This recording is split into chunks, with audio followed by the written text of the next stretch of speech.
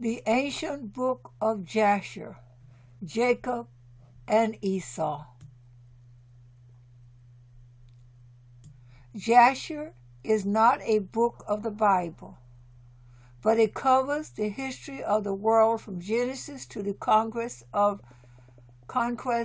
Canaan after the Exodus. It is not inspired, but is a very old history book noted in the Bible on 3 occasions, 2 directly and 1 indirectly. For example, in Joshua 10, verses 12 through 13. Then Joshua spoke to the Lord in the day when the Lord delivered up the Amorites before the children of Israel. And he said in the sight of Israel, Sun, stand still over Gibeon, and moon in the valley of Aijalon. So the sun stood still and the moon stopped, till the people had revenge upon their enemies. Is this not written in the book of Jasher? This would indicate that this event, which took place around 1400 BC, was placed in the book of Jasher before the biblical book of Joshua was written. Jasher is recommended reading per the Bible. In 2 Samuel chapter 1, verses 17 through 18, then David lamented with this lamentation over the deaths of Saul and over Jonathan his son. 18. And he told them to teach the children of Judah the song of the bow. Indeed, it is written in the book of Jasher. This recalls when Jacob lay lying and was prophesying over his sons in Genesis 49. But this command to Judah is not recorded in the Bible. Jasher 56 verse 10. Only teach thy sons the use of the bow and all weapons of war in order that they may fight the battles of their brother who will rule over his enemies. Finally, in 2 Timothy 3 verse 8, we are told that Jannes and Jambres resisted Moses. In Jasher 79 verse 27, we are told these two were sons of Balaam the magician. All three opposed Moses before Pharaoh. In Jasher 79 verse 36, Aaron threw his rod down and it became a serpent. The sorcerers did likewise. The serpent of Aaron's rod lifted up its head and opened its mouth to swallow the serpents from the rods of the magicians. Then Balaam the magician said that it was not unusual that a serpent swallow another serpent, or that living things devour one another. He challenges Aaron that if he is from God to restore his serpent to a rod, and the magicians will do likewise, and then have his staff devour the staffs of the magicians. Aaron's rod then swallowed the magician's rods, per Exodus 7 verse 12. For every man threw down his rod, and they became serpents. But Aaron's rod swallowed up their rods. I had always presumed that rods referred to the serpents the rods became in the verse above, i.e. Aaron's serpent swallowed the magician's serpent. I believe the Bible portrays this event accurately. I suspect my imagination, and in 1956 movie on the Exodus starring Charleston Heston gave me an erroneous impression of this event before Pharaoh. I believe Jasher's account is also true. A Roman centurion had the book of Jasher, which is a Hebrew word meaning upright hence. Jasher is the book of the upright, removed from Jerusalem during the 70 AD burning of the city. He sent it to the Sephardic Jews in Spain, where it remained likely till 1492, when Ferdinand and Isabella exiled the Jews. The first official printed copy was completed in Hebrew in Venice in 1613. The first English translation was made in 1840. When I read the biblical stories of patriarchs in Genesis, I always felt that there were missing pieces of the story. Jasher fills in many of those pieces, at least to me.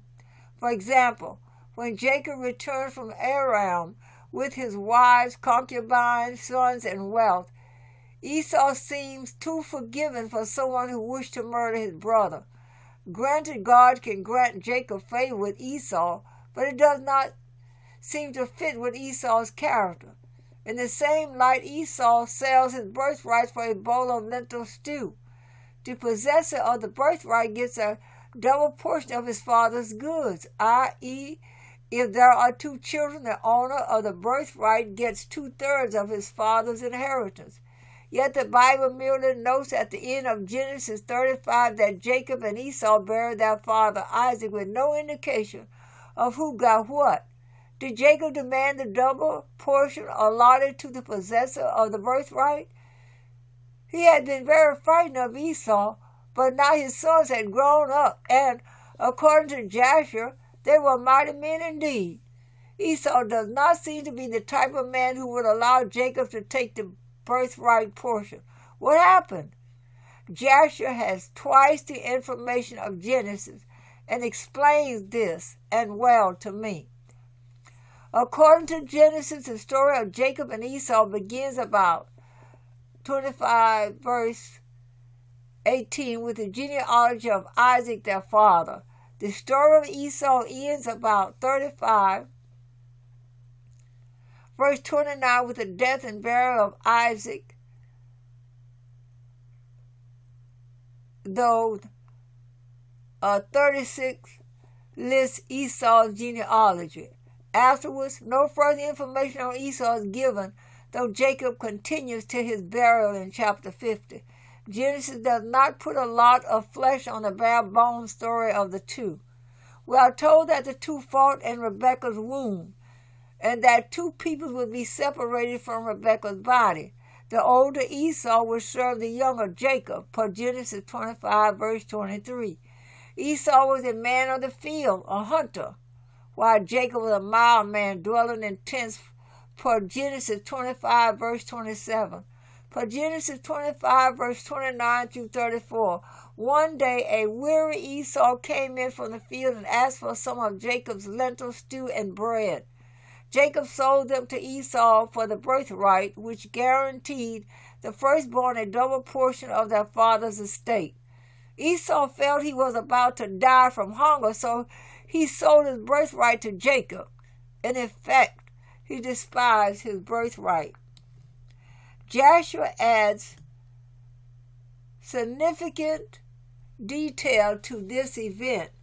Abraham died when Jacob and Esau were 15. Hence, they would have known their grandfather well. Twice Nimrod, the first world dictator who built the Tower of Babel, has sought to kill Abraham and failed. The details noted earlier in Jasher. Esau apparently went far afield in his hunts, sometimes being gone for over a year. One day he saw 3 men approaching. The 3 were Nimrod and 2 guards. Esau had hidden himself from the 3. He suddenly rushed forward and beheaded Nimrod and killed the 2 guards. But there was also a large entourage of warriors behind Nimrod. They rushed forward to kill the assassin, but Esau escaped.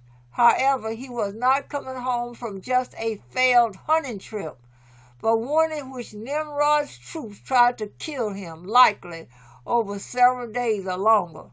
Likely he was absolutely exhausted from being hunted. Then Jacob, with help from his mother Rebekah, steals Esau's blessing from Isaac, per Genesis 27, by pretending to be Esau. Esau's blessing thereafter included the verse from Genesis 27:40. By your sword you shall live, and you shall serve your brother. And it shall come to pass when you become restless, that you shall break his yoke from your neck. So Esau hated his brother and sought to kill him thereafter. Jacob's parents hated the idolatry of Esau's wives,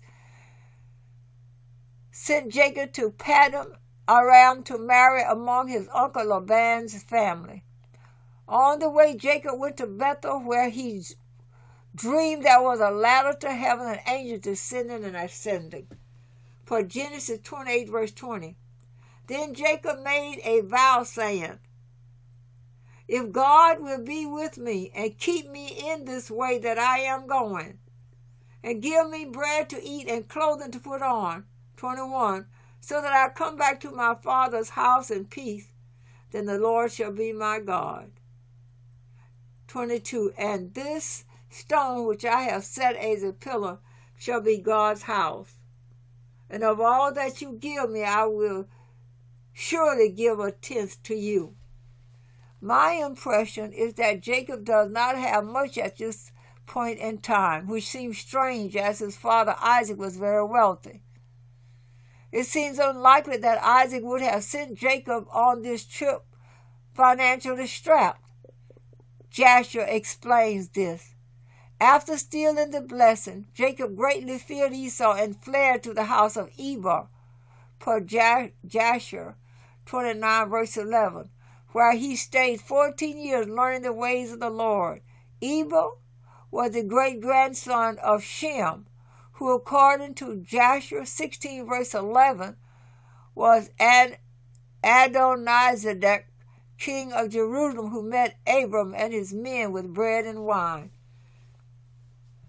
Abram gave him a tithe of the spoil he had acquired from the 4 kings who had defeated the armies of the 5 cities of the plain, to include Sodom and Gomorrah, and had carried off Abram's nephew Lot and his family and goods. Per Genesis 14, verse 18. Melchizedek, king of Salem and also priest of the Most High God, met Abram. Apparently this was Shem, a model for Christ to come. After 14 years, Jasher 28, verse 20, Jacob returned home. Esau had forgotten about him, but his hatred immediately burned anew with his brother's return. Rebekah was aware of Esau's plans for Jacob. His parents was also vexed by Esau's 2 Canaanites. Remember in Genesis 9, verse 25, Noah cursed Canaan wives, idolatry, and wished Jacob to marry from Rebekah's family, so they loaded him with gifts, including gold and silver, and sent him to his uncle Laban in Syria. Esau, burning with hatred, then sent his 13-year-old son Eliphaz with 10 men to kill Jacob and return with the loot. Jacob tells Eliphaz to take all he had but spare his life, which Eliphaz does. Esau was furious when his son failed to kill Jacob despite the spoils. When Jacob saw the angel-laden ladder to heaven, he had nothing other than the clothes on his body. Jacob reaches his uncle Laban in Syria and falls in love with his younger daughter Rachel. He worked 7 years for Laban for Rachel, and God greatly prospered Laban because of Jacob, also giving him his first sons, per Jasher 30, verse 18 through 19, for Genesis 29. Laban fools Jacob into marrying his eldest daughter Leah, and Jacob agrees to work another 7 for Rachel.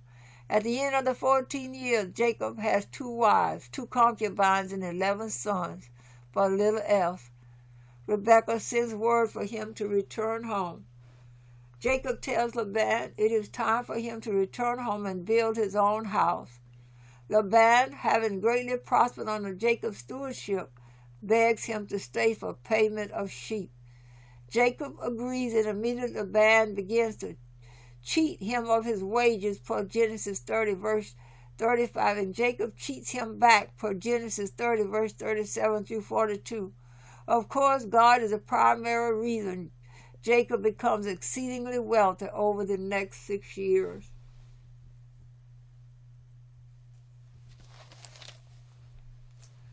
After these last 6 years, Jacob notices Laban and his son no longer regard him with favor.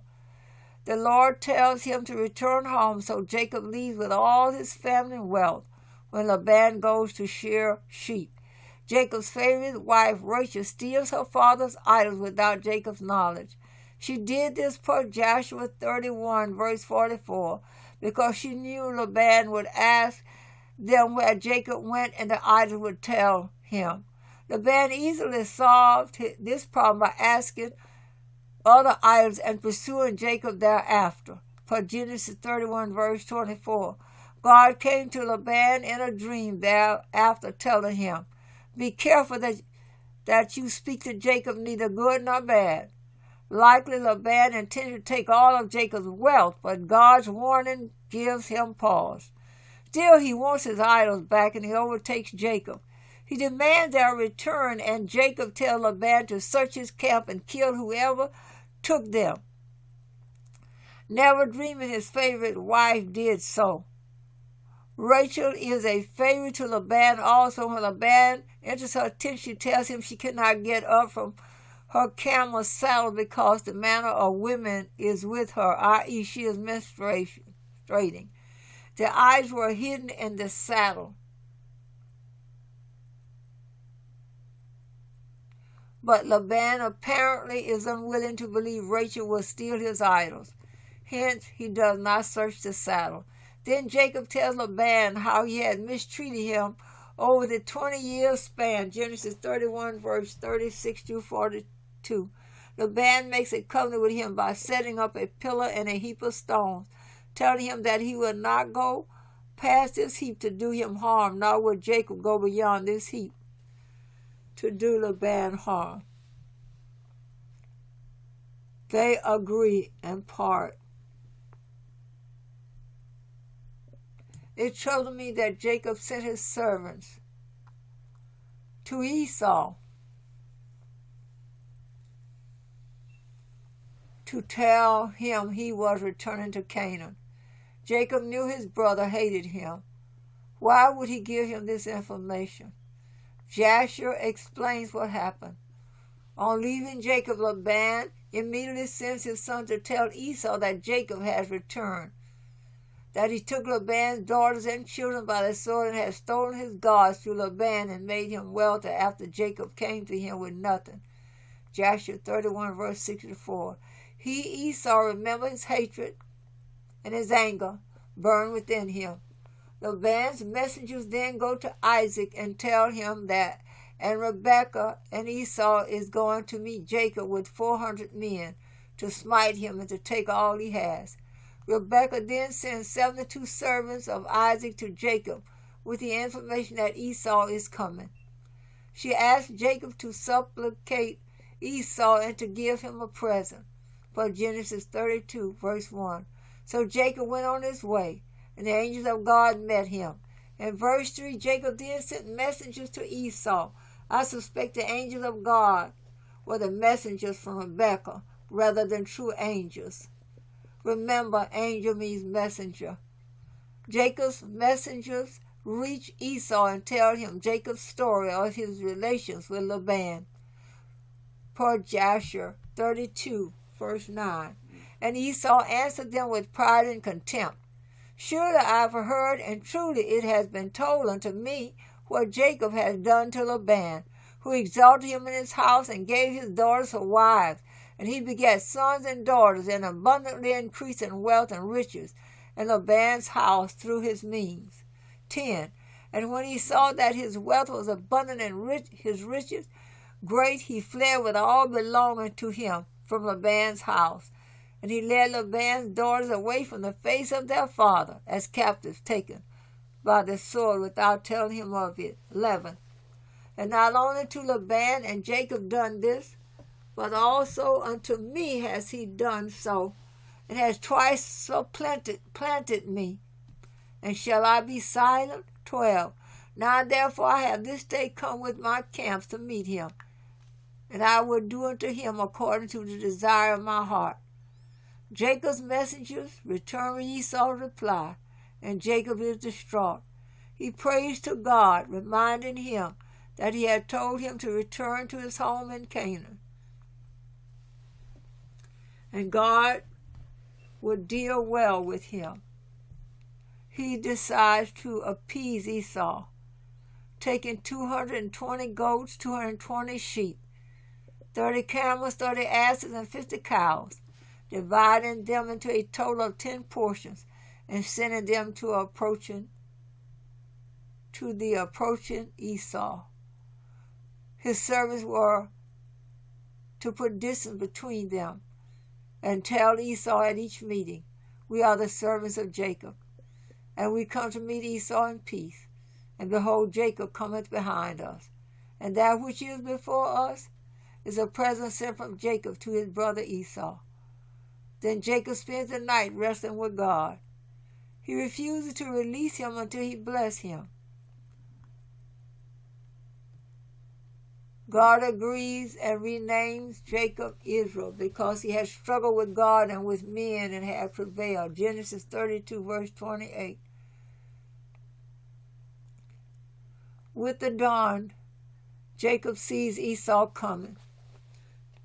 He bowed 7 times to Esau, and Esau ran to meet him and fell on his neck and kissed him, and they wept. Esau seems to have had a complete change of heart regarding his brother. Jacob encourages Esau to take the animals he had sent as gifts. Esau initially declines, but Jacob insists that he take the herds, and he does so. He invites Jacob to come to Edom with him. But Jacob tells him his entourage will be slow because of the animals and the children. He tells Esau to return to Edom, and he will follow. Esau heads due south to his home, and Jacob's head due west to Shechem. All's well that ends well. But now for the rest of the story per Jasher 32, verse 28 through 40, of what happened to Esau on his way to meet Jacob. The Lord sent 3 angels who appeared to Esau as 2,000 men, riding upon horses and furnished with all sorts of war instruments and 4 camps.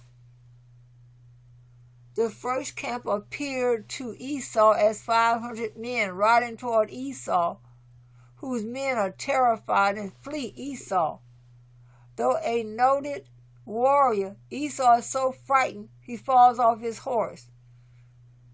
The 500 men say to Esau in verse 32, "Surely we are the servants of Jacob, who is a servant of God, and who then can stand against us?" And Esau said unto them, "O then my lord and brother Jacob is your lord, whom I have not seen for these 20 years. And now that I have this day come to see him, do you treat me in this manner?" And the angels answered him, saying, "As the Lord liveth, was not Jacob of whom thou speakest thy brother? We had not let one remaining from thee and thy people, but only on account of Jacob. We will do nothing to them." This happens 3 times more, though Esau only falls off his horse once thereafter. On to verse 39. And when Esau beheld the evil which the 4 angels had done to him and to his men, he became greatly afraid of his brother Jacob, and he went to meet him in peace. 40.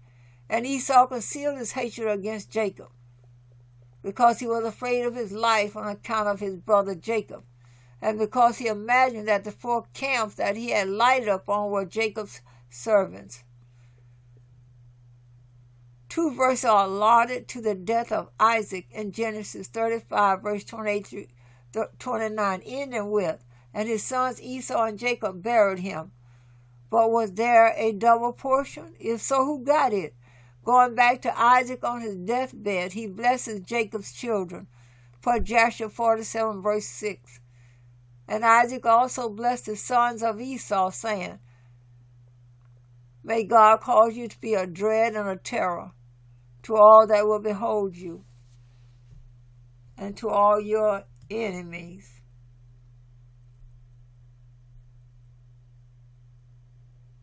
Per Jasher 47, 15 through 25. Isaac's possessions are divided among Esau and Jacob. Esau tells Jacob that they will divide everything in two parts and that Esau, will have first choice. Jacob agrees, telling Esau one portion of the land of Canaan, including the cave of Machpelah in Hebron, where Abraham and Isaac are buried, and the second portion is all of Isaac's wealth. Esau is taken aback by these choices. He consults with a son of Ishmael, who tells him in verse 22, "What is this that Jacob has spoken unto thee? Behold, all the children of Canaan are dwelling securely in their land, and Jacob saith he will inherit it with his seed all the days." 23. "Go now therefore and take all thy father's riches, and leave Jacob thy brother in the land as he has spoken." Then Esau took all the riches of Isaac, leaving Jacob nothing, save the land of Canaan, then occupied by the Canaanites, from the brook of Egypt to the Euphrates as an everlasting possession. For Genesis 47 through 28.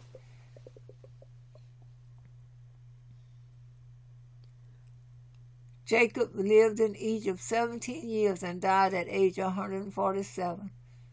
Joseph took his embalmed body to the cave of Machpelah to be buried with his fathers.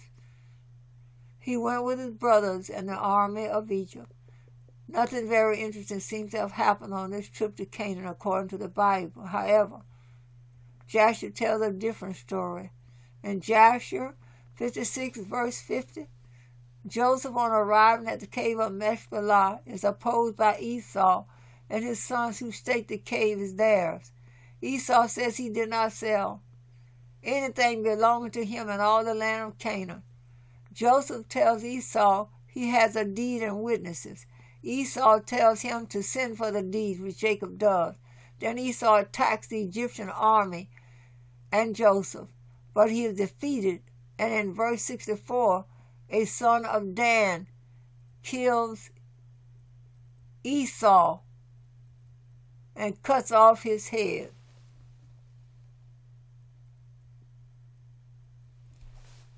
The Arabs of Aijalon say Ishmael is the true son of Abraham. There are not many prophecies on Ishmael in the Bible, but extensive prophecies on Esau, also known as Edom, where he resided in Seir or Mount Seir, apparently the main topographic feature of the land of Edom. I believe the prophecies on Esau refer to the Arabs of the Middle East. Genesis 28 verse 9 notes that Esau married Ishmael's daughter. Psalm 83 verse 6 notes that among the enemies of God are the tents of Edom and the Ishmaelites. As noted above, Esau was counseled by the son of Ishmael regarding the distribution of Isaac's estate. Esau and Ishmael are clearly connected. Jasher is not an inspired book, but a somewhat accurate history book. The stories seem to fit the characters noted above. I urge you to read the book of Jasher, the Upright, and come to your own conclusions.